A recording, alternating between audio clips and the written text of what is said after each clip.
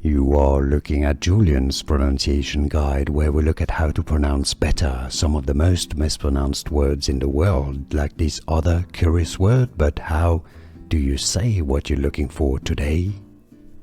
Let's learn how to pronounce this word once and for all. There are different ways of pronouncing it in English, so let's break them down. This is due to the fact that it comes from French facile, meaning easy in French.